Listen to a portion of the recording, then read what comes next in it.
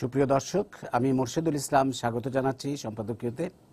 আমাদের আজকের আলোচনার বিষয় উচ্চ শিক্ষাঙ্গনে নৈরাজ্য। আর এ নিয়ে আমাদের সাথে আলোচনার জন্য যারা উপস্থিত রয়েছেন আমি পরিচয় করে দিচ্ছি। প্রথমে রয়েছেন মঞ্জুরুল ইসলাম, সিনিয়র সাংবাদিক, রয়েছেন আনু মোহাম্মদ, অধ্যাপক অর্থনীতি বিভাগ, জাহাঙ্গীরনগর বিশ্ববিদ্যালয়, এবং অধ্যাপক ডক্টর এস.এম. মাকসুদ কামাল, সাধারণ সম্পাদক, ঢাকা বিশ্ববিদ্যালয় শিক্ষক সমিতি। দর্শক, আপনাদের বলে দিই, আপনারা ইচ্ছে করলে আমাদের সাথে সরাসরি এই আলোচনায় যোগ দিতে পারেন। আমাদেরকে ফোন করতে পারবেন, যেই নাম্বারগুলো টেলিভিশনের পর্দায় দেখা যাবে সেই নাম্বারে। এছাড়া আপনারা SMS অথবা SMS ফেসবুকের মাধ্যমে আপনাদের মন্তব্য পাঠাতে পারেন। তো আমরা আলোচনা শুরুর আগে একটু দেখে নেব এই মুহূর্তের সর্বশেষ শিরোনামগুলো। ভ্যাট আরোপের প্রতিবাদে আজও রাজধানীতে বেসরকারি বিশ্ববিদ্যালয়ের শিক্ষার্থীদের বিক্ষোভ, সড়ক অবরোধ, যানজটে স্থবির নগর।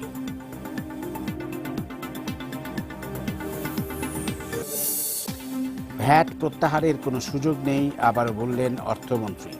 এতে শিক্ষার্থীদের টিউশন ফি বাড়বে না, দায় বিশ্ববিদ্যালয় কর্তৃপক্ষের, বলল এনবিআর।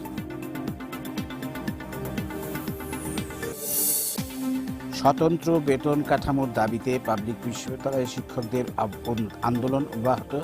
রোববার পূর্ণ দিবস কর্মবিরতির ঘোষণার পরপরই অর্থমন্ত্রীর দুঃখ প্রকাশ। আবারও বাড়ল গণপরিবহনে ভাড়া, তবে বাসের সর্বনিম্ন ভাড়া 7 টাকাই বহাল। সিএনজি অটোরিকশায় প্রথম 2 কিলোমিটারে 15 টাকা বেড়ে হল 40, ক্ষুব্ধ যাত্রীরা। এবং জনগণের সমস্যাকে আন্তরিক ও মানবিক দৃষ্টিকোণ থেকে দেখতে পুলিশের প্রতি নির্দেশ প্রধানমন্ত্রীর, প্রশংসা করলেন জঙ্গিবাদ ও সন্ত্রাস দমনে তাদের ভূমিকার।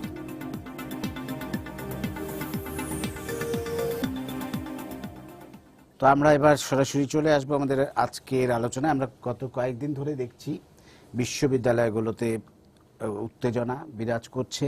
একদিকে তো পাবলিক বিশ্ববিদ্যালয়গুলোর শিক্ষকরা আন্দোলন করছেন তাদের বেতন কাঠামো, স্বতন্ত্র বেতন কাঠামোর দাবিতে, এবং তারা বলছেন যে আমলাদের সাথে তাদের তুলনা হয় না, তাদের জন্য আলাদা বেতন কাঠামো, এবং অন্যান্য দেশে যেমন আছে যে বিশ্ববিদ্যালয়গুলোর অধ্যাপকদের বেতন অনেক বেশি আমলাদের তুলনায়, আমাদের দেশও সেটি করতে হবে।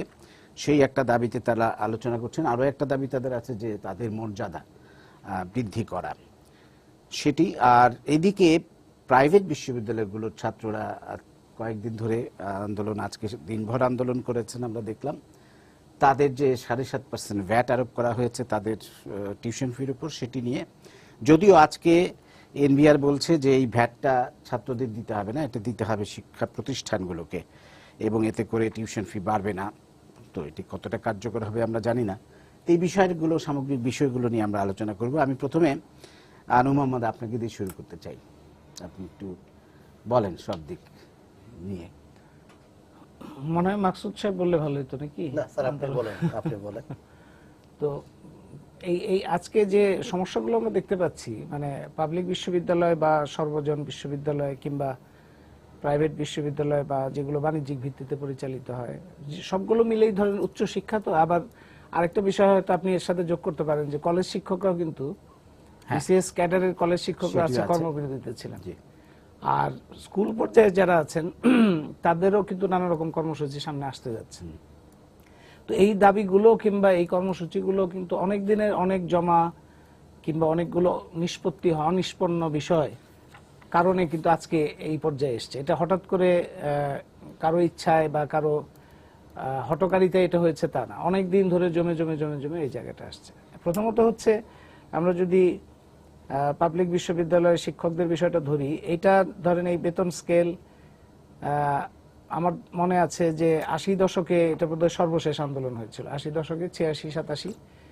সেই সময় আমি এই বিশ্ববিদ্যালয়ের শিক্ষক সমিতি ফেডারেশন, জাহাঙ্গীরনগর বিশ্ববিদ্যালয়ের শিক্ষক সমিতি এগুলোর সাথে ছিলাম। সেই হিসাবে এই আন্দোলনের পুরো বিষয়টার মধ্যে আমার থাকার সুযোগ হয়েছিল সেই সময় স্বৈরাচারী আমল, এরশাদ সরকারের সময়। এবং সেই এরশাদ বিরোধী আন্দোলনের সময়ে বিভিন্ন পেশা, বিভিন্ন বিষয়গুলো, আন্দোলনগুলো তৈরি হচ্ছিল, এবং তার মধ্যে এটাও ছিল। কিন্তু ওইটা 87 পরে বিভিন্ন কারণে সেটা আর হয় নাই। 90 দশক কিংবা অন্যান্য সময় বেতনের প্রশ্নটা আসে নাই। কিন্তু আমরা এটা কিন্তু বরাবর জানি যে অন্যান্য দেশের বিশ্ববিদ্যালয়গুলোর তুলনায় ধরেন পার্শ্ববর্তী দেশ আমরা ভারত পাকিস্তানের সাথে যদি তুলনা করি, তাহলে গড়ে যদি হিসাব করি তাহলে কমপক্ষে 3/1 হবে, মানে খুব বেশি করে ধরলেও 3/1 হবে। এবং এটার একটা সরাসরি পরিণতি হচ্ছে এরকম যে ভারত এবং পাকিস্তানের যে পাবলিক বিশ্ববিদ্যালয়গুলো আছে, সেই বিশ্ববিদ্যালয়গুলোর যারা শিক্ষক, তাদেরকে ওই নিজেদের অস্তিত্ব রক্ষার জন্য অন্য কোথাও ছুটোছুটি করতে হচ্ছে না, তারা শিক্ষা এবং গবেষণায় মনোনিবেশ করতে পারছেন। এবং এটা কেউ যদি বলেন যে ভারত পাকিস্তানের জিডিপি বেশি বা অর্থনৈতিক শক্তি বেশি, এটা বললে খুব সুবিধা হবে না। কারণ আমরা যদি মাথাপিছু জিডিপি ধরি, তাহলে ভারত এবং পাকিস্তানের মাথাপিছু জিডিপি বাংলাদেশের মাথাপিছু আয় যেটা আছে এখন, তার থেকে খুব বেশি না, মানে দ্বিগুণও না। সেখানে আমাদের দেখা যাচ্ছে 3 গুণ বেশি শিক্ষকদের আয়।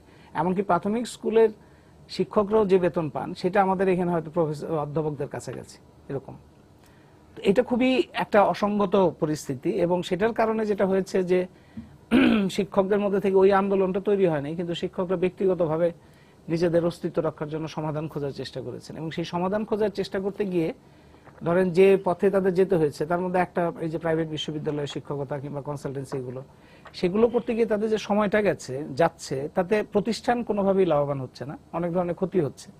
অন্যদিকে তাদের নিজেদেরও কিন্তু শিক্ষক হিসেবে তারা যে আগ্রহ নিয়ে এসেছিলেন, সেই দায়িত্বটা তারা পালন করতে সুযোগ পাচ্ছেন না। সেই কারণে বেতনের বিষয়টা যদি শিক্ষার ক্ষেত্রে সরকার যদি গুরুত্ব দিয়ে থাকে, তাহলে তার অনেক আগে এই বিষয়টা সেটেল করা দরকার ছিল, এবং এটা সামগ্রিকভাবে পুরো শিক্ষা খাত নিয়ে এটা অ্যাড্রেস করা দরকার। এবং সেটা করতে গেলে আজকে ধরেন এই যে ভ্যাট নিয়ে যে আন্দোলনটা হচ্ছে, সেখানে শিক্ষার্থীরা একটা বিষয় বলছে যেটা একেবারে সরাসরি একটা দর্শনগত প্রশ্ন, যে শিক্ষাকে আমরা কিভাবে দেখব, শিক্ষা কি একটা অধিকার হিসেবে আমরা দেখব, নাকি শিক্ষাকে একটা পণ্য হিসেবে দেখব।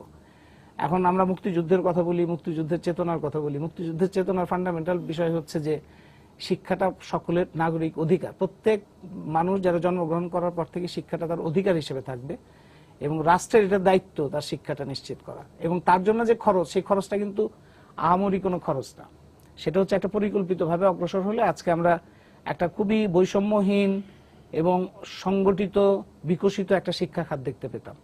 সেটা না হওয়ার ফলে এখন নৈরাজ্য দেখা যাচ্ছে, বহু রকম শিক্ষা বাণিজ্য, এবং শিক্ষা বাণিজ্য করতে গিয়ে অনেক রকম অনিয়ন্ত্রিত তৎপরতা, এবং তার ফলে যে বাণিজ্যিক বিশ্ববিদ্যালয়গুলো তৈরি হয়েছে, সেটারও কিন্তু মান এবং অন্যান্য নিয়ে নানা রকম প্রশ্ন আছে।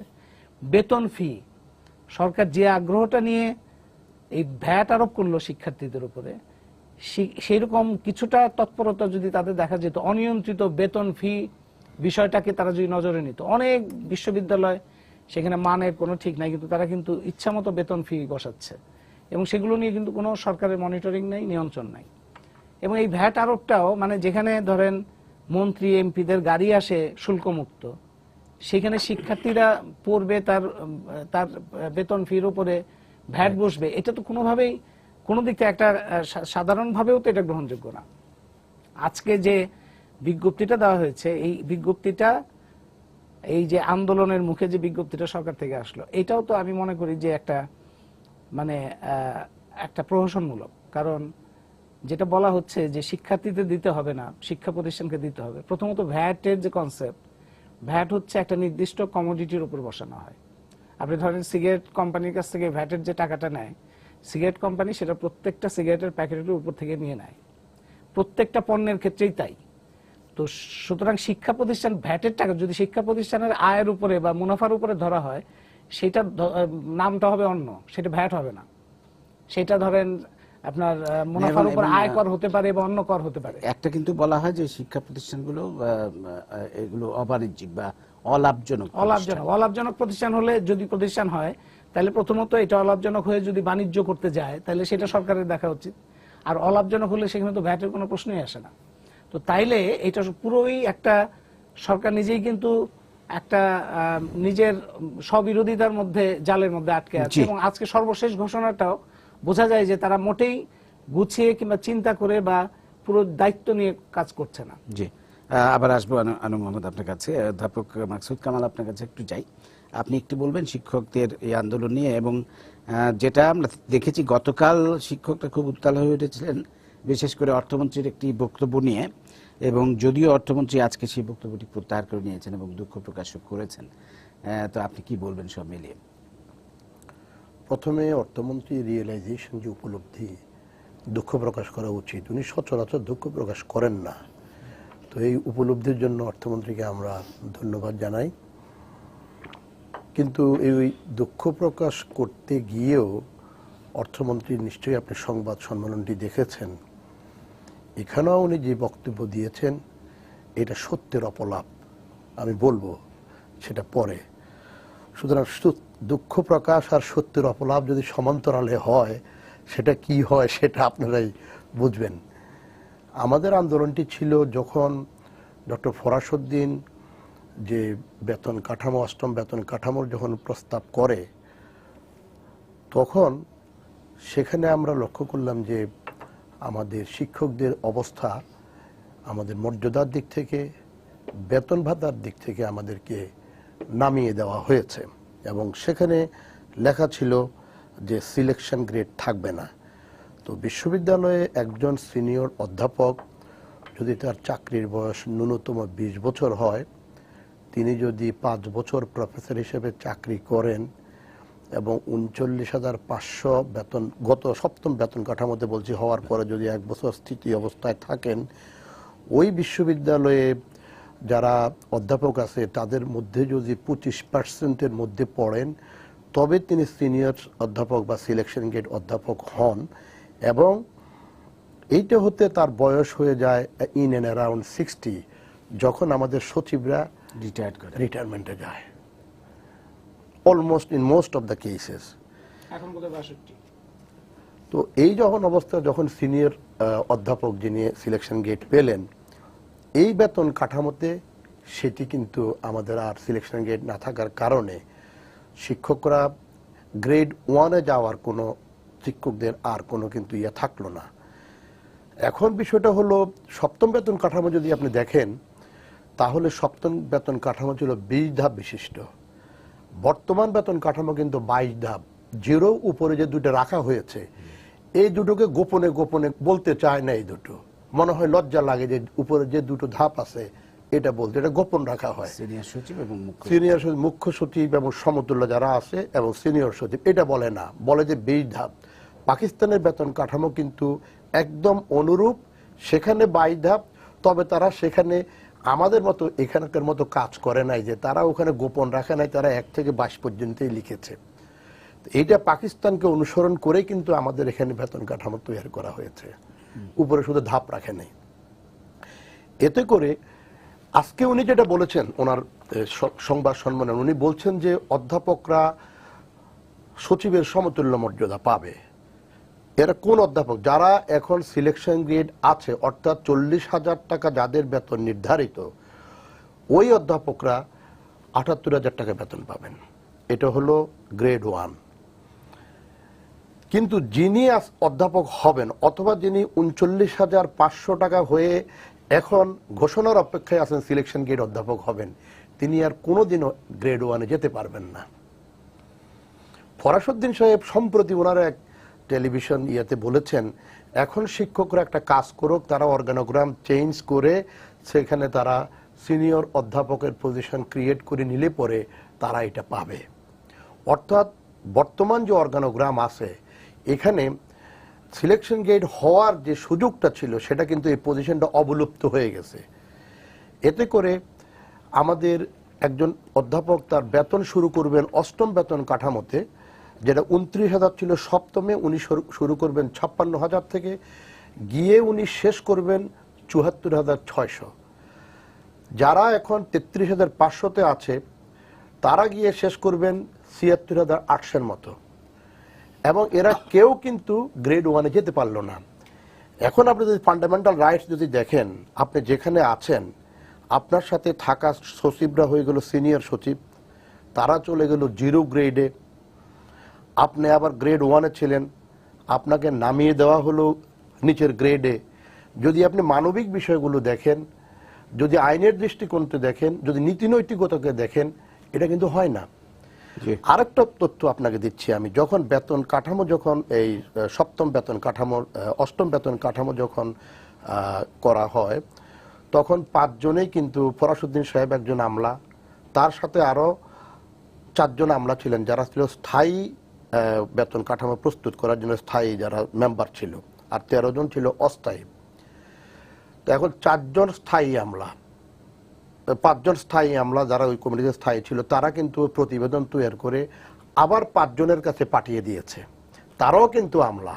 এবং এই 5 জন আবার 2012 সালে তারা সিনিয়র সচিব হয়ে গিয়েছেন। এখন ন্যায় বিচারের জন্য যদি দৃষ্টিকোণ থেকে দেখেন, আপনি স্বনির্ধারণী পদ্ধতিতে আপনার বেতনটা বাড়িয়ে নিয়েছেন, আপনার মর্যাদা বাড়িয়ে নিয়েছেন, আবার আপনার অন্যদেরকে কমিয়ে দিয়েছেন। এইটি কোন বিচারে আপনি বলবেন? আমরা আবার আসবো পরে আপনার কাছে। আসলে আমরা বুঝতে পারছি না যে অর্থমন্ত্রী যে বললেন যে শিক্ষকরা বুঝতে পারছে না, উনি সঠিক তথ্য দেন, এটা উনি বুঝতে পারেন না। আরেকটা তথ্য দিই আপনাকে, যখন সরকারি কর্মকর্তারা প্রশাসন ক্যাডারের বাইরের অন্য ক্যাডারের লোকেরা গিয়ে ওনাকে বললেন যে সিলেকশন গ্রেড যদি বাদ হয় তাহলে আমরা কিন্তু বিপদে পড়বো, আমাদের মর্যাদাগত ক্ষুণ্ণ হবে, আমরা প্রমোশন যেটা পাওয়ার সেটা পাবো না, আর্থিকভাবে ক্ষতিগ্রস্ত হবে। উনি তখন বললেন এরকম তো আমাকে কেউ আগে বুঝায় নাই, পত্রিকাতেই আসছে, তাহলে মনে হয় সিলেকশন গ্রেডটা রাখাই উচিত, এটা পত্রিকায় পড়লাম। আবার উনি বাদ দিয়ে দিলেন। তো উনি এক সময় বুঝে আর এক সময় বুঝে না। আজকে একটু শেষ করে দিই আমি, আজকে আমরা ওনাকে ধন্যবাদ জানিয়েছি উনি বুঝার জন্য, ওনার গতদিন যে বক্তব্যটা দিয়েছেন এটার জন্য। আমি একটু ওনাকে অনুরোধ করব, 8ম বেতন কাঠামো উনি ভালোভাবে একটু দেখুক, এবং দেখলে পরে উনি এটাও বুঝবেন যে শিক্ষকরা বুঝে নাকি উনি বুঝে। ধন্যবাদ। না, আসলে যে শিক্ষকরা হচ্ছেন, মানে বিশ্ববিদ্যালয়ের শিক্ষকতা করতে যারা আসেন, তারা তো সমাজের মানে সবচাইতে প্রতিভাবান যোগ্য লোকগুলো আসেন, আমলাদের চাইতেও কিন্তু যোগ্য যারা ফলাফল করেন, মানে সিভিল সার্ভিসে না যে কিন্তু শিক্ষকতায় আসেন। যে কারণে আমরা দেখি যে ভারতেও যদি আমরা দেখি যে মুখ্য সচিবের বেতন হচ্ছে 95,000 রুপি, যেখানে একজন বিশ্ববিদ্যালয়ের অধ্যাপকের বেতন হচ্ছে 1,35,000 রুপি। তো সেটা সব জায়গায় একটা স্বতন্ত্র ভাবে দেখা উচিত।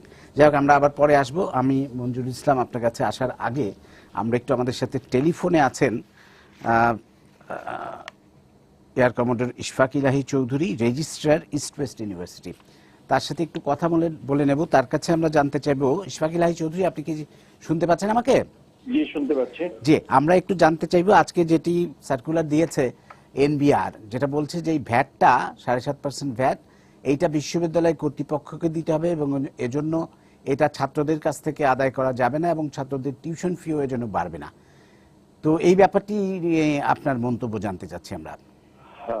আমি ব্যক্তিগতভাবে শিক্ষার ক্ষেত্রে সব ধরনের ভ্যাটের বিরুদ্ধে। আমাদের প্রত্যেকটি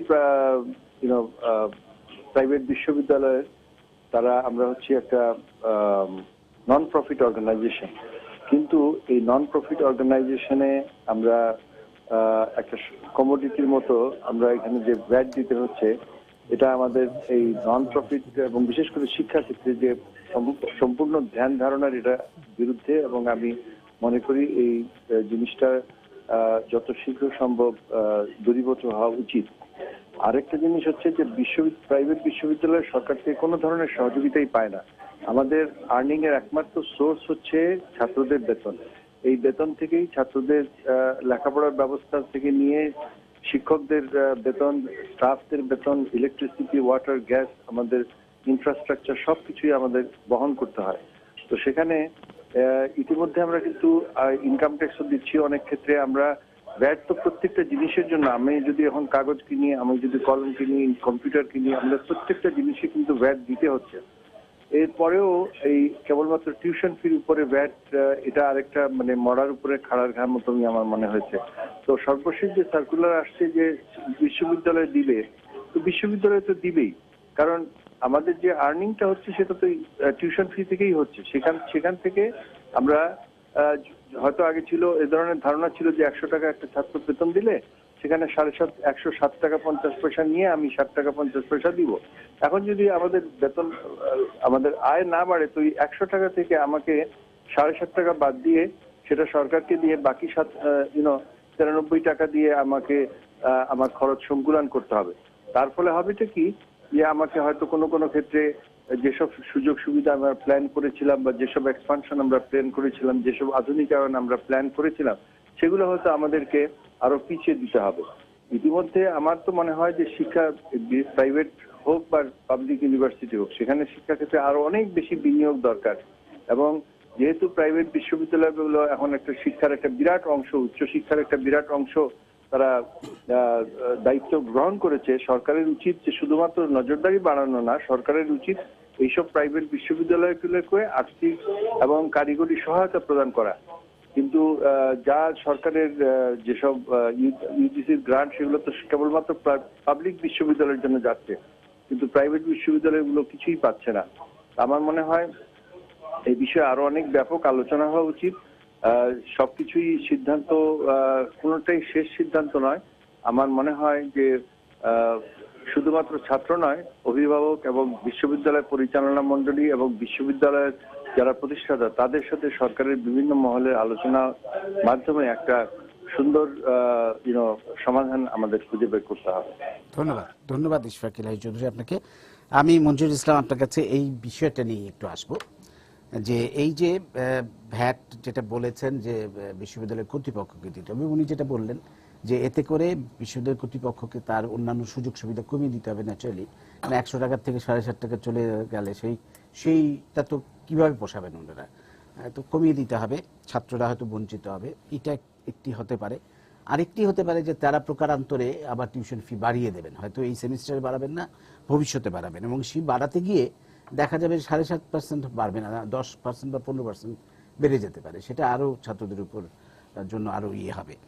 এখন এই ধরনের পরিস্থিতি হতে পারে। এখন কি বলেন এই কারণ একটা হচ্ছে যে বিশ্ববিদ্যালয়গুলো, প্রাইভেট বিশ্ববিদ্যালয়গুলো কিন্তু অলাভজনক প্রতিষ্ঠান, সরকার এইভাবে বলা হয়। তো অলাভজনক প্রতিষ্ঠান কেন ভ্যাট দেবে? আরেকটা হচ্ছে যে তারা তো শিক্ষা দিচ্ছে, শিক্ষা যেখানে একটি ছাত্র পাবলিক বিশ্ববিদ্যালয়ে পড়ার সুযোগ পাচ্ছে না বলেই কিন্তু অনেকেই বাধ্য হয়ে প্রাইভেট বিশ্ববিদ্যালয়ে পড়ছে, এবং প্রাইভেট বিশ্ববিদ্যালয়ে যারা পড়ছে তারা সবাই বড়লোকের সন্তান। এটা ভাবার কিন্তু এখন কোনো উপায় নেই। একেবারে মধ্যবিত্ত, নিম্ন মধ্যবিত্ত ছেলের ঘরের ছেলেমেয়েরাও কিন্তু আজকাল এই প্রাইভেট বিশ্ববিদ্যালয়ে পড়ে। তো সব মিলিয়ে কি বলবেন এই বিষয়ে? আমার কাছে একেবারে উদাহরণটি এরকম, আমাদের স্থানীয় সরকার নির্বাচনগুলো যেমন হয় কিছুদিন আগ পর্যন্ত, সর্বশেষ নির্বাচনে আমরা বলি নির্বাচনগুলো অরাজনৈতিক, কোনো দলীয় ব্যানারে হয় না। কিন্তু বাংলাদেশ জন্মের পর থেকে 45 বছর আমরা সকলে জানি এটি একটি, আমি বলি একটি রাষ্ট্রীয়ভাবে আমরা ভণ্ডামি করি। প্রত্যেকটি নির্বাচন উপজেলা থেকে ইউনিয়ন পরিষদ পর্যন্ত দলীয় ব্যানারে হয়, পৌরসভা নির্বাচনও দলীয় ব্যানারে হয়, আওয়ামী লীগ বিএনপি সহ পার্টি মনোনয়ন দেয়, কিন্তু আমরা বলি যে এটা একটি সংবিধান অনুযায়ী নির্দলীয় একটি স্থানীয় সরকার নির্বাচন। এই যে বললেন, আমি শ্রদ্ধা রেখেই বলতে চাই যে আমাদের প্রাইভেট বিশ্ববিদ্যালয়গুলো অলাভজনক প্রতিষ্ঠান এবং এগুলো নন প্রফিট অর্গানাইজেশন বলে আমরা বলি। বাস্তবিকভাবে হচ্ছে প্রত্যেকটি প্রাইভেট বিশ্ববিদ্যালয় কিন্তু প্রফিট করছে এবং এটি একটি ব্যবসায়িক প্রতিষ্ঠানে পরিণত হয়েছে। কিন্তু আবার আমি তাদের প্রতি কৃতজ্ঞতা এবং শ্রদ্ধা জানাচ্ছি। আমাদের সংবিধান অনুযায়ী সকলের শিক্ষার অধিকার নিশ্চিত থাকবার কথা, রাষ্ট্র সেই জায়গাটি থেকে কিন্তু আমাদের অধিকার নিশ্চিত করতে পারেনি। আপনি যেমনটি বললেন, যেহেতু সকলের পাবলিক বিশ্ববিদ্যালয়ে ভর্তি নিশ্চিত করতে পারেনি, সেই জায়গায় বেসরকারি বিশ্ববিদ্যালয়ের উদ্যোক্তারা সেই সংবিধানের মৌলিক অধিকারের পথে তারা সহযোগিতা করছে, ফলে সেই ক্ষেত্রে রাষ্ট্রের কাছ থেকে তারা কিছু সহযোগিতা পেতেই পারে। কিন্তু এটাও বাস্তবতা যে তারা প্রত্যেকটি, সেটা পাবলিক প্রাইভেট বিশ্ববিদ্যালয় বলেন, কলেজ বলেন, মেডিকেল যেগুলো প্রাইভেট আছে, একইভাবে তারা কিন্তু একেবারে বাণিজ্যিকভাবেই কাজ করছে। আমি সার্বিকভাবে, আপনার আজকের অনুষ্ঠানের শিরোনাম হচ্ছে উচ্চ শিক্ষাঙ্গনের নৈরাজ্য। আমি মনে করি এই যে বিশ্ববিদ্যালয়ের শিক্ষকদের বেতন বা মর্যাদা নিয়ে যে আন্দোলন, আজকে কলেজ বিশ্ববিদ্যালয়ের শিক্ষকরা যোগ দিয়েছেন, এবং এই ছাত্রদের ভ্যাটের বিষয়, সার্বিক বিষয়টিতে যারা দায়িত্বপ্রাপ্ত রাষ্ট্রের, তারা আইদার অজ্ঞতা অথবা অদূরদর্শিতা অথবা অসততার পরিচয় দিয়েছেন। যদি আমি একেবারে ছোট করে বলি, অজ্ঞতা হলো এই যে বিষয়টি ব্যাখ্যা করলেন আমাদের শ্রদ্ধেয় দুজন শিক্ষক, আমি যতটুকু ওনাদের বক্তব্য শুনেছি, আজকে আনু মোহাম্মদ স্যার একটি লেখাও আছে আজকে প্রথম শ্রেণীর একটি দৈনিকে, উনি কিন্তু ব্যাখ্যা করেছেন যে শিক্ষকরা কিন্তু মূলত বেতনের ব্যাপারে হচ্ছে তাদের মর্যাদার বিষয়টি নিয়ে বেশি শঙ্কিত। মানে একজনকে আপনি সম্মান দিতে গিয়ে আরেকজনকে অসম্মানিত করবেন, এটা কিন্তু কাম্য না। আর আমাদের সচিব বা যারা আমলা আছেন, দুঃখজনকভাবে আমাকে এটা বলতেই হয় একজন সাংবাদিক হিসেবে, আমাদের প্রশাসন বা সরকার গত কয়েক দশক ধরেই একেবারে সামরিক বেসামরিক আমলাতন্ত্র নির্ভর হচ্ছেন। আমরা তো মুখে বলি, এই সর্বশেষ পে স্কেলের মধ্য দিয়ে এটা একটা আনুষ্ঠানিক স্বীকৃতি পাওয়া গেল। আমি যদি বলি, কারণ হচ্ছে 73-এ কিন্তু বঙ্গবন্ধু শিক্ষকদেরকে একীভূত করেছিলেন, কিন্তু তাদের মর্যাদাকেও কিন্তু একীভূত করেছিলেন। এর মধ্য দিয়ে এই যে 4 ধাপ নামিয়ে দেয়া, এর আমরা কিন্তু কি দেখি, আমাদের যে সামাজিক সংস্কৃতি, এর মধ্যে শিক্ষকদেরকে গ্রামাঞ্চলেও যদি কোনো একটি মিটিং হয়, স্কুলের হেডমাস্টারকে কিন্তু এমপি সাহেবের পাশে বসতে দেওয়া হয়, স্কুলের সাধারণ শিক্ষককেও পাশে বসতে দেওয়া হয়। এটাই কিন্তু রাষ্ট্রীয় আচার ছিল, যে আমাদের উপাচার্য আচার্যের পাশাপাশি বসবেন। এখন যে প্রোটোকল, তাতে কিন্তু সচিব সাহেব সামনে বসবেন, আমাদের হয়তো উপাচার্য বা অধ্যাপকরা 4 নম্বর সারিতে বসবেন। এবং কয়েকদিন আগে একটা ঘটনা আপনার মনে আছে যে একজন উপাচার্য, একজন চট্টগ্রাম ভেটেরিনারি পাবলিক বিশ্ববিদ্যালয়ের উপাচার্য, তিনি বলছিলেন যে একটি অনুষ্ঠানে তিনি গেছেন এবং ডিসি সাহেব এসে উনাকে সরিয়ে দিয়েছেন যে আপনি তার মানে এটা এই পে কমিশন ঘোষণার আগে আপনি কল্পনা করেন, এখন তো আনুষ্ঠানিকভাবে স্বীকার করা হলো করে ডিসি সাহেব এসে ওনাকে সরিয়ে দিয়েছেন, উনি অনুষ্ঠান ত্যাগ করে চলে গেছেন, সচিব মহোদয় ওনাকে বলে নাই আপনি যাচ্ছেন কেন। এক্স্যাক্টলি দ্যাট ওয়াজ দ্য বলে এইটা হচ্ছে আমাদের সংস্কৃতি। কি আমরা কিন্তু এখনো যত বড় নেতা, আমাদের মাননীয় প্রধানমন্ত্রী, তিনিও আমি যতটুকু জানি ঢাকা বিশ্ববিদ্যালয়ের ছাত্রী এবং শিক্ষকদের দেখে এখনো তিনি চেয়ার ছেড়ে দাঁড়িয়ে পড়েন। সেই জায়গায়, সেই সংস্কৃতির দেশে আমরা এখনো কিন্তু শিক্ষকদের পায়ে ধরে সালাম করি। সেই সংস্কৃতির দেশে আমরা যেই দৃষ্টান্তটি পেলাম আমাদেরকে আহত করেছে। এবং তার যিনি নীতি নির্ধারক, যিনি বেতন কাঠামো নির্ধারণ করবেন এবং মন্ত্রী পরিষদ এটিকে বিবেচনা করে যাকে দায়িত্ব দিলে, তারও প্রধান মাননীয় অর্থমন্ত্রী কিন্তু। ফলে সে জায়গায় যিনি বিচার করবেন, তার মনোভাবটা কিন্তু তার বক্তৃতার মধ্য দিয়ে 24 ঘন্টা আগে প্রমাণিত হয়েছে। তিনি বলেছেন শিক্ষকদের জ্ঞানের অভাব, তিনি বলেছেন তারা করাপ্ট প্র্যাকটিস বন্ধ করতে হবে, তিনি বলেছেন এই স্টাফদেরকে নিয়ন্ত্রণের ব্যবস্থা করবেন। এই যে বক্তব্যগুলো, এই বক্তব্যগুলো আমাকে না, সেই শিক্ষকদেরকে না, সারা বাঙালি জাতিকে কিন্তু হতচকিত করেছে।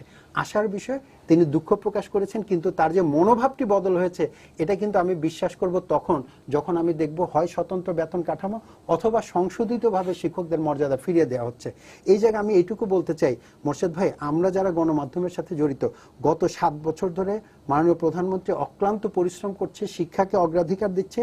বাংলাদেশ আন্তর্জাতিক পরিসরে যে কটা বিষয়ে সামনে এগিয়ে গেছে, সামাজিক সূচকগুলোতে, অর্থনৈতিক সূচকগুলোতে, এই ক্ষেত্রে কিন্তু শিক্ষাকে তিনি অগ্রাধিকার দিয়েছেন বলেই কিন্তু আজকে শিক্ষার হার বেড়েছে। নারীদের শিক্ষার ব্যবস্থা করেছেন। প্রথম দিনে বছরের এই যে বিনামূল্যে বই বিতরণ করা বিশ্বে ইতিহাস সৃষ্টি করেছে।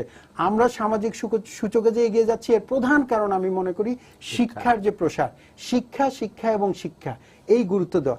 সে জায়গায় আজকে দেখেন, তারা কিন্তু বিবেচনা করেননি যে বিশ্ববিদ্যালয়ের শিক্ষকদেরকে অমর্যাদা করা হচ্ছে। তারা কিন্তু এক ধরনের অদূরদর্শিতা দেখিয়েছেন। এর পরিণাম কি হবে আমলারা কিন্তু বিবেচনা করেননি। পরিণাম আজকে কি হলো? প্রথমে বিশ্ববিদ্যালয়ের শিক্ষকরা আন্দোলনে গেলেন, কলেজ বিশ্ববিদ্যালয়ের শিক্ষকরা যোগ দিলেন, সাথে ছাত্ররা যোগ দিলেন। এতে কি হলো? আমাদের শিক্ষাঙ্গ গত 7 বছরে একদিনের জন্য কিন্তু বিশ্ববিদ্যালয়ের ক্লাস বন্ধ ছিল না, শিক্ষকরা পরীক্ষা নেওয়া বন্ধ করেননি। যখন বাংলাদেশে নানান রকমের অত্যাচার, অনাচার, মানুষ হত্যা চলছে, তখন কিন্তু শিক্ষকরা ক্লাস নিয়েছেন। সেই শিক্ষকদেরকে আপনি পথে নামালেন। শিক্ষা বাদ দিয়ে আজকে সেমিস্টারগুলো চালু হবার ফলে কোন শিক্ষকের কিন্তু ফাঁকি দেবার, আমি শ্রদ্ধার সাথে বলতে চাই, ফাঁকি দেওয়ার সুযোগ নাই। সেশন জট চলে গেছে। এখন পাবলিক বিশ্ববিদ্যালয়গুলো প্রাইভেট বিশ্ববিদ্যালয়ের সাথে সমান তালে কিন্তু শিক্ষার নির্দিষ্ট সময় শেষ করার দিকে কিন্তু এগিয়ে যাচ্ছে। এই জায়গায় আমরা অপ্রয়োজনে আমি বলবো এই যে সমস্যাটি তৈরি করলেন, আমি মনে করি এই ক্ষেত্রে আমার অসততা আছে কিনা এই প্রশ্নটি বিবেচনা করা দরকার। আমি পরে নিশ্চয়ই বিস্তারিত বলবো। দর্শক আছেন, আমরা একটু ফোনটা নিয়ে নিই। প্রিয় দর্শক, আপনার পরিচয়টা দিয়ে প্রশ্নটা করুন। জি, আমি ঢাকা থেকে দিলু বলছি। আমার প্রশ্নটা হলো স্যারদের কাছে, এখানে বিভিন্ন কলেজে প্রফেসররা আছে, সবার প্রতি আমার সালাম থাকলো। তো এই 10 দিন আগে আমার ছেলের আমি আইইউবিতে ভর্তি করছি, সেখানে ওনারা নিতে 1,29,000 টাকা বিবিএতে। তো ওনারা 1,20,000 টাকা ওনাদের অ্যাডমিশন চার্জ আর 9,000 টাকা ভ্যাট ধরছে। তো আমাদের যেহেতু অর্থমন্ত্রী বললো যে ভ্যাট ওদের অথরিটি বা ক্যাম্পাস দিবে, সেক্ষেত্রে তো পুরো সাংঘর্ষিক রূপ মনে হলো। আর টাকার হারটা এত কেন আমার বুঝতে মানে মাথায় ঢুকে না। এই টাকাটা কে নির্ধারণ করে যে প্রাইভেট বিশ্ববিদ্যালয়ে পড়তে 3 সেমিস্টার পর 50,000 60,000 টাকা দিতে হবে? ধন্যবাদ। উনি যেটা বলছেন যে উনার কাছ থেকে ভ্যাট নেওয়া হয়েছে এবং উনার কাছে যে টাকার অঙ্কটাও অনেক বিশাল মনে হয়েছে। ভ্যাটেরটা আমি খালি একটু উল্লেখ করি, যেটা স্যারও একটু বলেছেন। আমি মনে করি যে ভ্যাটটি আমরা যতটুকু নাগরিকরা জানি, যেভাবে আগে সার্কুলারটা দেওয়া হয়েছে 7.5%। এটা ভ্যাটটা কিন্তু গ্রাহকদেরই দেবার কথা, ছাত্রদেরই দেবার কথা, কিন্তু শিক্ষকদের এই ব্যাপারটা এবং ছাত্রদের বিষয়টা লেজে গোবরে লাগানোর ফলে এটা কিন্তু এনবিআর আজকে যে স্টেটমেন্টটা দিয়েছে এটা কিন্তু অন্যায় স্টেটমেন্ট আমি বলবো, এটা সঠিক স্টেটমেন্ট না। এটা ছাত্রদের আজকে কিন্তু নিবৃত করার জন্য, তার মানে হচ্ছে তাদের অদূরদর্শিতা। এখানেই বলছি ব্র্যাক বিশ্ববিদ্যালয় বলেছে যারা ভ্যাটটা নিয়েছে এটা ফেরত দেবে, এবং আজকে ইস্ট ওয়েস্ট ইউনিভার্সিটি বলেছে যে তারা নেবেন না, এবং মাননীয় অর্থমন্ত্রী বলেছেন যে এটা বিশ্ববিদ্যালয় কর্তৃপক্ষ দেবেন। তারা কেন দেবেন? কারণ ভ্যাটের প্রথাটাই তো হচ্ছে গ্রাহক দেবে। এই সাথে আমি এইটুকু বলবো এই পর্যায়ে, বেসরকারি বিশ্ববিদ্যালয়ের বেতন কাঠামো কি হবে, এবং বেসরকারি বিশ্ববিদ্যালয় না, কলেজ বেসরকারি, প্রাইভেট স্কুলগুলো, এই যে এক একটা স্কুলের বেতন 1 থেকে কিন্ডারগার্টেন থেকে শুরু করে 5th গ্রেড পর্যন্ত বিশ্ববিদ্যালয়ের একেবারে পর্যায়ের বেতন, এর কি কোনো পরিসীমা নাই? আমাদের সরকার বা মাননীয় তথ্যমন্ত্রী যেটা অর্থমন্ত্রী বলেছেন শিক্ষকদের ম্যানেজ করবেন, ওনাদের তো ওই জায়গায় ম্যানেজ করার দায়িত্ব। যারা শিক্ষা মন্ত্রণালয়, শিক্ষার প্রশাসনে যারা নিয়ন্ত্রণ করছেন যে বেসরকারি শিক্ষা ব্যবস্থা আমরা দেব, কিন্তু তার বেতন কাঠামো কোথা থেকে কোথায় হবে, এটার পরিসীমা থাকবে না? আমি একটি বিশ্ববিদ্যালয়ের কথা বলি, একটি কলেজের স্কুলের বেতন হচ্ছে 22 লক্ষ টাকা বছরে। তো তার মানে তাদের কিভাবে আপনি চাপিয়ে দিচ্ছেন? এই জায়গায় আমি মনে করি সরকারের দায় হলো আপনি শিক্ষার প্রসার করেন, বেসরকারি খাতকে প্রসারিত করেন, কিন্তু এটি লাগামের মধ্যে রাখেন, নাহলে কিন্তু নাগরিকদের উপর এক ধরনের খড়গ আপনি নামিয়ে দিচ্ছেন। জি, ধন্যবাদ। আমি অধ্যাপক আনু মোহাম্মদ আপনার কাছে আসবো একটু সংক্ষেপে। এই যে শিক্ষকের মর্যাদার বিষয়টি যদি আপনি একটু বলেন। শিক্ষকের মর্যাদা তো ধরেন এটা পুরো মর্যাদা তো ঠিক আনুষ্ঠানিকভাবে বা কাগজপত্রে হয় না। ধরেন সমাজের মধ্যে যে মর্যাদার কথা উনি বললেন যে সবাই মর্যাদা দেয়, এটা তো আমরা বুঝতে পারি, অনুধাবন করতে পারি যে শিক্ষার্থী, সেই প্রাক্তন শিক্ষার্থী হোক, অভিভাবক হোক এবং সাধারণভাবে মানুষ হোক, সবার কাছেই শিক্ষকের মর্যাদা অনেক উপরে। এখন রাষ্ট্রীয়ভাবে কিংবা ধরেন ফর্মাল রিকগনিশন যাকে বলে, সেই ফর্মাল রিকগনিশনের বিষয়টা নিয়ে কথা হচ্ছে। সেটার সাথে ফর্মাল রিকগনিশনের সাথে বেতন স্কেলের একটা সম্পর্ক আছে, সেই কারণে এই বিতর্কটা হচ্ছে। এখন ধরেন হ্যাঁ কি যেন বলে এটাকে, ওয়ারেন্ট অফ প্রেসিডেন্স। উপাচার্যের মর্যাদা মনে হচ্ছে 18 নম্বরে না, সচিব 16, সচিব 16, সচিবের সমতুল্য বেতন পাওয়া যারা সিলেকশন অধ্যাপক তারা 19তম, যারা নর্মাল অধ্যাপক তারা 22তম, উপাচার্য হলো 17তম। এটা আমার কাছে এমনিতেই খুব, একজন শিক্ষক হিসেবে এগুলো নিয়ে করতেও আমার একটু বিব্রত বোধ করি যে এখন মন্ত্রী, প্রতিমন্ত্রী কিংবা সেনাবাহিনীর প্রধান, তাদের সাথে কোথায় বসবো না বসবো এগুলো নিয়ে এখন আমাদের ঠিক করতে হবে। এটা তো রাষ্ট্রের ধরেন সামগ্রিক দৃষ্টিভঙ্গির উপর নির্ভর করে। আমি নিজে সমালোচনা করেছি, আজকে লেখার মধ্যেও আছে, যে আমাদের একজন সহকর্মী ঢাকা বিশ্ববিদ্যালয় ইউজিসির চেয়ারম্যান ছিলেন, তিনি, আমি খুবই দুঃখের সঙ্গে লক্ষ্য করেছি যে তিনি লিখছেন তার পরিচয়ের সাথে যে প্রতিমন্ত্রীর মর্যাদা সম্পন্ন। তো এইটা ধরেন, এটা আমার কাছে মনে হয়েছে যে এটা আমাদের নিজেদের সম্মানের উপরে আঘাত করা, কারণ এইটাতে আমাদের গৌরব বোধ করার কিছু নেই। প্রতিমন্ত্রী মর্যাদা সম্পন্ন, অধ্যাপক নিজেই যথেষ্ট, মানে শিক্ষকের মর্যাদা প্রতিমন্ত্রী দিয়ে হবে না। তো সুতরাং ওইটা এক হচ্ছে যে আমাদের নিজেদের এই জায়গাটা পরিষ্কার করতে হবে, আরেকটা হচ্ছে রাষ্ট্র বা সরকার কাদেরকে গুরুত্ব দেয়। এখন ধরেন যারা চোরাই কোটিপতি এবং লুণ্ঠন এবং টাকা পয়সা এগুলো পাচার করছে, লক্ষ কোটি টাকা তারা তৈরি করছে এবং সেগুলো লুটপাট করছে এবং সেগুলো বাইরে পাচার করছে, এই ধরনের লোকজন যদি ধরেন ভিআইপি বা এই ধরনের সিআইপি নানান কিছু নিয়ে ওয়ারেন্ট অফ প্রেসিডেন্স এবং অন্যান্য জায়গায় তার জায়গাটা তৈরি করে, টাকা দিয়ে কেনে, তার সাথে তো শিক্ষক পাল্লা দিতে পারবে না। শিক্ষকের জায়গাটা তো তৈরি হবে, শিক্ষকের জায়গা তৈরি হওয়া, শিক্ষার জায়গা তৈরি হওয়া এবং জনগণের প্রতি সম্মান বোধটা এ তো রাষ্ট্র থেকে আসতে হবে। সুতরাং সেইটা যদি কেন্দ্রে থাকে, তারপরে ধরেন আপনি কিভাবে তালিকা করবেন, সেই তালিকাটা সেটার উপরে নির্ভর করে হবে।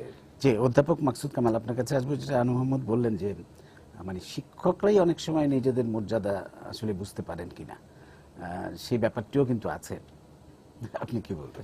না, এখন এখানে একটা কথা যোগ করি, একটা পরিস্থিতি যদি এরকম তৈরি হয়, ধরেন যদি দেখা যায় যে বিশ্ববিদ্যালয়ে যারা শিক্ষক আছেন তাদের দায়িত্ব পালন করতে গেলে সরকারি ছাত্র সংগঠনের অনুগ্রহের দিকে তাকিয়ে থাকতে হয়, কিংবা মন্ত্রী এমপির করুণা পেতে হয়, কিংবা সচিবালয়ে গিয়ে আমলাদের সামনে হাত কচলাতে হয়, এরকম একটা পরিস্থিতি যদি হয় এবং এইভাবে নামাতে আপনি ধরেন স্কুল শিক্ষক, কলেজ শিক্ষক ধরেন বেতনের জন্য আসে কিংবা পেনশনের জন্য আসে, তাদের যদি শিক্ষা ভবনে গিয়ে আপনার কর্মকর্তা কর্মচারীদের ঘুষ দিতে হয়, কিংবা সেখানে গিয়ে হাত জোর করে দাঁড়িয়ে থাকতে হয়, কিংবা বসারও জায়গা যদি না পায়, তাহলে এই যে অপমানজনক একটা পরিবেশটা তৈরি করা হয়, এটা তো ওই ব্যক্তির অপমান না, এটা তো সামগ্রিকভাবে একটা জনগোষ্ঠী কোন দিকে যাচ্ছে সেটার একটা ইঙ্গিত বহন করে। অবশ্যই মোর্শেদ ভাই, ধরুন আমরা এখন থেকে যদি 40 বছর আগের সমাজ কাঠামোতে যাই, সেই সমাজ কাঠামো তো আমাদের তো ওয়ারেন্ট অফ প্রেসিডেন্ট ছিল না, শিক্ষকদের মর্যাদা ছিল। আপনার নিশ্চয়ই এখন গ্রামের বাড়িতে গেলে আপনার যদি প্রাইমারি শিক্ষক বেঁচে থাকে, আমার যদি শিক্ষক বেঁচে থাকে, আমি এখন দেখা মাত্রই আমরা পায়ে ধরে সালাম করি, শিক্ষকের মর্যাদা ছিল। যখন সামরিক সরকাররা ক্ষমতায় আসে, সামরিক সরকারের লক্ষ্যই থাকে শিক্ষাঙ্গনগুলোকে অস্থির করা, শিক্ষকদেরকে কোনোভাবে পারচেজ করা যায় কিনা সেটা থাকা। এবং এই যে ওয়ারেন্ট অফ প্রেসিডেন্স তৈরি করা হয়েছে সেটা 1986-এ কিন্তু হয়েছে। 1985-এ স্যার কিছুক্ষণ আগে যে আন্দোলনের কথা বললেন, 85-এ তৃতীয় বেতন কাঠামো হয় এবং তারপরে 86-এ সেই warrant of precedence Hossain Mohammad এরশাদের সময় তৈরি হয়। তো আমাদের কিন্তু আজকের যিনি অর্থমন্ত্রী হোসেন মোহাম্মদ এরশাদের সময় কিন্তু মন্ত্রী ছিলেন, উনি চাকরি ছেড়ে দিয়ে এসে এরশাদের মন্ত্রিত্ব উনি নিয়েছিলেন। মন্ত্রী না স্যার, সরাসরি মন্ত্রী ছিল, সরাসরি মন্ত্রী ছিল। এটা উনি রুচির ব্যাপার, সামরিক সরকারের সাথে কারা যাবে এটা তার রুচির ব্যাপার। তো এখন ওয়ারেন্ট অফ প্রেসিডেন্ট সামরিক সরকারের সময় তখন তৈরি হয়, সামরিক বেসামরিক আমলা মিলে এটা পরিকল্পনাই ছিল যে জায়গাগুলো থেকে প্রতিবাদ হয় সেই জায়গাগুলো মানুষকে কিভাবে দুর্বল করে রাখা হয়। এবং অ্যাকচুয়ালি এইটা একটা ষড়যন্ত্রের মধ্যে দিয়ে এই ওয়ারেন্ট অফ প্রেসিডেন্স তৈরি করা হয়। জি, পরবর্তীকালে বারবার কিন্তু 2008-ও কিন্তু আবার এই ওয়ারেন্ট অফ প্রেসিডেন্সের রিভাইজ হয় যখন সেনাশাসিত তত্ত্বাবধায়ক সরকার দেশে আছে। ধন্যবাদ। তো সুতরাং আপনি ওয়ারেন্ট অফ প্রেসিডেন্সের অবস্থাটা বুঝেন, এই জন্য আমি মাননীয় প্রধানমন্ত্রী, উনি শিক্ষানুরাগী, শিক্ষা প্রধানমন্ত্রী, ধন্যবাদ। আমাদের আজকের সময় শেষ, চিন্তা করবেন। ধন্যবাদ। সময় শেষ। আমরা আশা করব যে শিক্ষাঙ্গনে যে নৈরাজ্য সেটার অবসান হবে এবং শিক্ষকরা আসলে বলতে গেলে বলতে হয় যে একটি জাতি কতটা সভ্য তা কিন্তু পরিমাপ করা যায় যে তার শিক্ষকেরা সেই জাতিতে কতটা সম্মানিত, কতটা সমাদৃত। সেটি হচ্ছে যদি দ্রুত আলোচনার ভিত্তিতে সমস্যার সমাধান না হয় তাহলে স্থিতিশীল বাংলাদেশের রাজনৈতিক পরিস্থিতি অস্থিতিশীল করবার জন্য যারা ব্যস্ত তারা শক্তিশালী হবে, তারা সুযোগ পাবে। আর কোনো সময় এটা একটা অ্যাকচুয়ালি ষড়যন্ত্রে আমরা মনে করি, হঠাৎ করে কেন শিক্ষা খাতকে এইভাবে অস্থিতিশীল করার পরিকল্পনা হলো, আমরা আশা করব কেন বেছে নেওয়া হলো। আমরা আশা করব সরকার সেই ষড়যন্ত্রের মধ্যে পা দেবে না এবং বাংলাদেশ এগিয়ে যাচ্ছে, বাংলাদেশ এগিয়ে যাবে। এর মধ্যে কোনো রকম বিশৃঙ্খলা নৈরাজ্য আমরা চাই না। আপনাদের অসংখ্য ধন্যবাদ জানিয়ে শেষ করছি আজকের সম্পাদকীয়। আগামীকাল আবারও দেখা হবে, দেখার আমন্ত্রণ রইল। শুভরাত্রি।